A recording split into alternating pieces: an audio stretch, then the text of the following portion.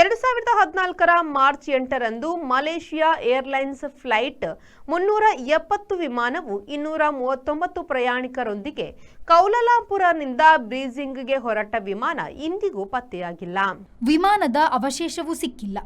ಅದರಲ್ಲಿದ್ದ ಒಟ್ಟು 370 ಮಂದಿ ಏನಾದರೂ ಎಂದು ಕೂಡ ತಿಳಿದಿಲ್ಲ.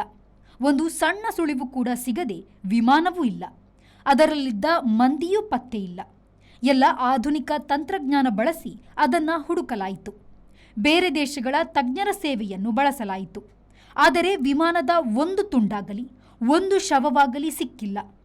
3 ವರ್ಷ ನೆಲಕಡಲಲ್ಲಿ ಹುಡುಕಾಟ ನಡೆಸಿ ಹುಡುಕುವುದನ್ನೇ ಕೈಬಿಡಲಾಗಿತ್ತು. ಕಳೆದ ತಿಂಗಳು ಮಲೇಷಿಯಾಕ್ಕೆ ಹತ್ತಿರದ ಆಳಕಡಲಿನಲ್ಲಿ ಹುಡುಕಾಟ ಆರಂಭವಾಗಿದೆ. ಫಲ ಇನ್ನೂ ಕಾಣಿಸುತ್ತಲಿಲ್ಲ. ಇದು ಕೂಡ ಬೋಯಿಂಗ್ 777 ವಿಮಾನವಾಗಿತ್ತು. ಹಿಂದೂ ಮಹಾಸಾಗರದಲ್ಲಿ ಇದು ಬಿದ್ದಿದೆ ಎಂಬುವುದು ಬಹುತೇಕರ ಅಭಿಪ್ರಾಯ. ಆದರೆ ಒಂದು ತುಣುಕು ಕೂಡ ಸಾಕ್ಷ್ಯ ಅವಕಾಶ ಸಿಗುತ್ತಿಲ್ಲ. ಹಿಂದೂ ಮಹಾಸಾಗರದ ಆಫ್ರಿಕಾ ಕರಾವಳಿಯಲ್ಲಿ ಕೆಲವು ಅವಶೇಷ ಸಿಕ್ಕವು. ಕೊನೆಗೆ ಅವು ಕಾಣೆಯಾದ ವಿಮಾನದ್ದಲ್ಲ ಎಂದು ಸ್ಪಷ್ಟವಾಯಿತು. Bureau report, V4 news, Kuala Lumpur.